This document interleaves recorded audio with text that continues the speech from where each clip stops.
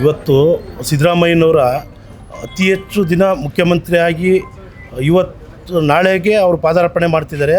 ಅದರ ಅಂಗವಾಗಿ ಇವತ್ತು ಜಿಲ್ಲಾ ಅಹಿಂದ ಸಂಘಟನೆಯಿಂದ ಪ್ರಥಮವಾಗಿ ಗಣಪತಿ ದೇವಸ್ಥಾನದಲ್ಲಿ ಪೂಜೆ ಕಾರ್ಯಕ್ರಮ, ದರ್ಗಾದಲ್ಲಿ ಪೂಜಾ ಕಾರ್ಯಕ್ರಮ ಮತ್ತು ಚರ್ಚ್ನಲ್ಲಿ ಪೂಜಾ ಕಾರ್ಯಕ್ರಮ ಮತ್ತು ಹೆರಿಗೆ ಆಸ್ಪತ್ರೆಯಲ್ಲಿ ಹಣ್ಣು ಹಂಪಲು ವಿತರಣೆ ಮತ್ತು ಚಿಕ್ಕಮಗಳೂರು ಜಿಲ್ಲಾ ಆಸ್ಪತ್ರೆಯಲ್ಲಿ ರಕ್ತದಾನ ಶಿಬಿರ ಮತ್ತು ನೇತ್ರ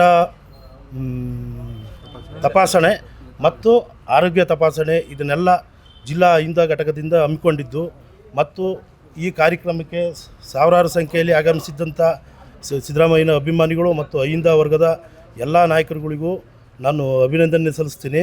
ಮತ್ತು ಇದೇ ಥರ ಇನ್ನು ಮುಂದೆ ಈ ಸಿದ್ದರಾಮಯ್ಯನಿಂದ ಅಹಿಂದ ವರ್ಗ ಇರುತ್ತೆ ಅಂಥೇಳಿ ಜಿಲ್ಲೆ ಮತ್ತು ರಾಜ್ಯದಲ್ಲಿ ಎಲ್ಲಿಂದ ಎಲ್ಲಿಗೆ ಹೋದರೂ ಸಿದ್ದರಾಮಯ್ಯನ ಅಭಿಮಾನಿಗಳು ಇವತ್ತು ತುಂಬ ಸಂಭ್ರಮಾಚರಣೆ ಮಾಡಿದ್ದಾರೆ.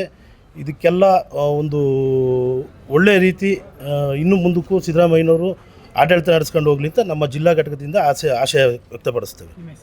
ತ್ರಿಭುವನ್ ಎತ್ತಿನಮನೆ ಜಿಲ್ಲಾ ಅಹಿಂದ ಘಟಕದ ಜಿಲ್ಲಾಧ್ಯಕ್ಷ.